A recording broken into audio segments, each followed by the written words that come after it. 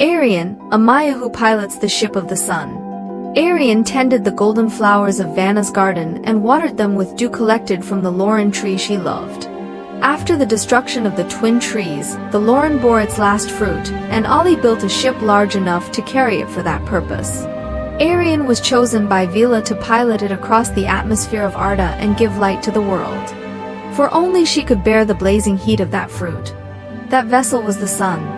When the sun first rose, Morgoth was horrified and hid in the deepest depths of the Omban earth, recalling all his minions.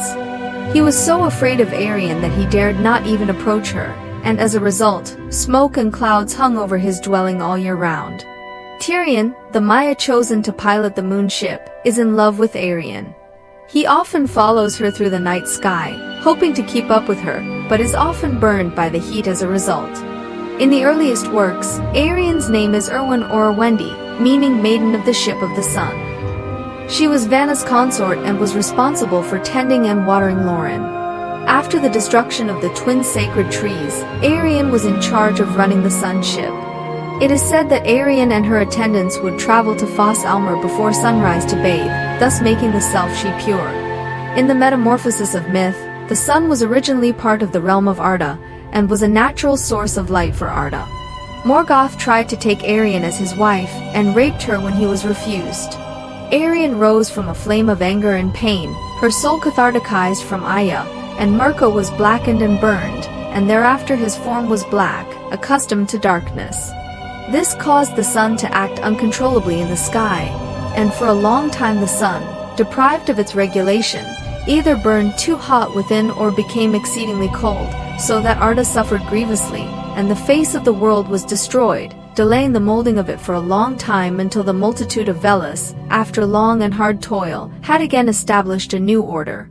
Arien means daylight maiden in Quenya. Her Anunnaki name was Yuri, meaning Lady of the Sun.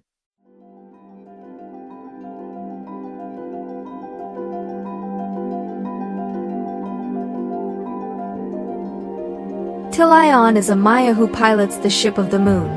In the Twin Tree era of Valinor, Tilion was a hunter under Oromi. He often stayed in the light of Lorien, Telperion. Tilion loved silver and asked Vila for permission to watch over the moon ships. Tilion is sometimes reckless and unwilling to follow the correct path, which causes the moon to sometimes appear at the same time as the sun, or not. He was enamored of Arienne's radiance and often tried to approach her, though Anna's flames scorched him and the moon ship was dimmed as a result. Morgoth hated the newly risen light and sent his evil henchmen to attack Tilion. However, Tilion fought them at Ilmen and succeeded in defeating them.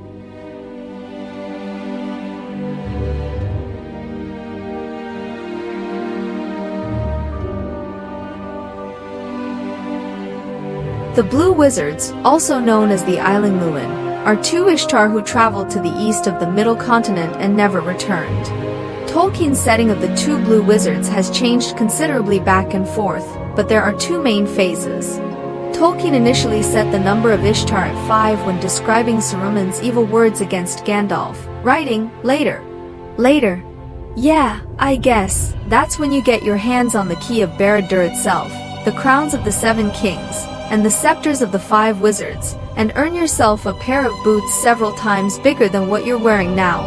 However, only Gandalf, Saruman, and Radagast are mentioned by name in The Lord of the Rings. The other 2 of the 5 in question are not recorded at all.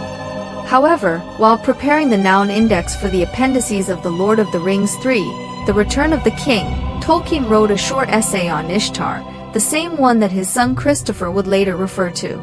The short essay mentions that there were 5 main wizards sent to the northern part of the midcontinent, and that in addition to the ones we know as Gandalf, Saruman, and Radagast, there were 2 others who wore sea blue robes. The beings of the western part of the middle continent had never heard of them, and did not even know their last names. However, they were collectively known as Eilingluin, meaning blue wizards. They are said to have traveled with Saruman into the eastern part of the continent, but only Saruman returned, while the Blue Wizards stayed behind. We do not yet know what became of them, but the more likely theory is that they eventually fell into servitude to Sauron. This view is reinforced by Tolkien's account in a 1958 letter. Of the other two I really do not have any sufficiently clear knowledge, for they have nothing to do with the history of northwestern mid-continent. They went, I think, as emissaries to distant places, i.e., to the east and south, far beyond the reach of the Númenórean power, so to speak, as missionaries into enemy-occupied lands.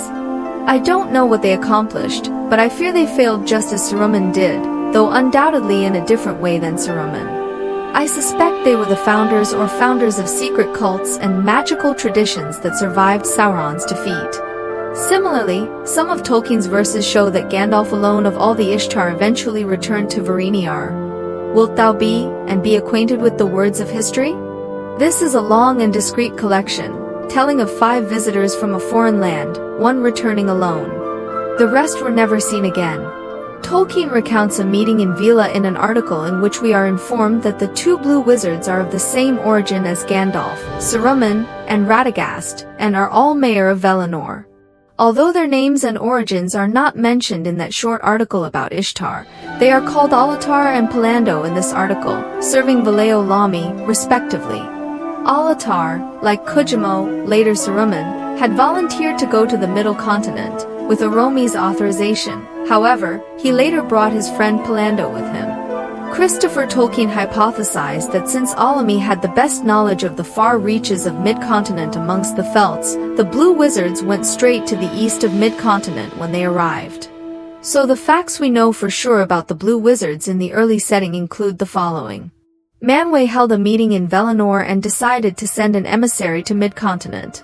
Alami chose the aggressive Alatar, who brought his friend Palando with him. The 2 blue wizards and the remaining 3 arrived in mid-continent at roughly the same time, all around the year 1000 of the Third Age. The 2 blue wizards traveled with Saruman into the eastern part of the mid-continent, but Gandalf was the only one to return. The 2 blue wizards failed in their mission, perhaps simultaneously or independently of each other.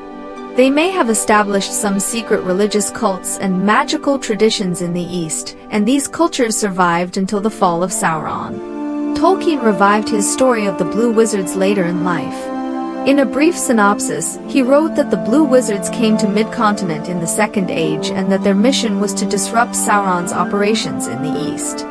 Their mission was to maneuver with Sauron, to reach out to human tribes that had broken away from the cult of Mirko, and to foment riots against Sauron in the east. They were also responsible for searching for Sauron's hideout in the east after his first defeat, but undoubtedly failed. In the Third Age, they also caused all sorts of trouble against Sauron in the Far East. In short, their role in the history of the Second and Third Ages is very important, for it was they who weakened the East, which otherwise would have had an overwhelming advantage over the West from the Second Age onwards. Tolkien changed the setting of the Blue Wizards dramatically. Instead of arriving in mid-continent with Gandalf, Saruman, and Radagast, as depicted earlier, they arrived much earlier, roughly in the 1600s of the Second Age, after Sauron's casting of the Ring of Supremacy. It is worth noting that Glorfindel arrived in mid-continent during that period as well. Thus, Glorfindel was sent forth to aid Elrond, while the Blue Wizards went into the east. Additionally, Tolkien no longer believed that the blue-robed wizards had failed in their mission. Quite the contrary, he made them one of the behind-the-scenes characters who contributed greatly to Sauron's 2 defeats. They were called Marinatar and Romastamo, meaning Slayer of Darkness and Helper of the East respectively. What we do know about the Blue Wizards in the late setting is the following. The 2 blue wizards came to mid-continent at the same time as Glorfindel, around 1600 AD, and were both sent by Vila. It was also at this time that Solon forged the Supreme Ring and built Barad-dûr. Upon their arrival, they went directly to the east of mid-continent, and no legend has ever been told of them in the lands west of Mordor. The names of the 2 blue-robed wizards were Marinatar and Romastamo, meaning Slayer of Darkness and Helper of the East.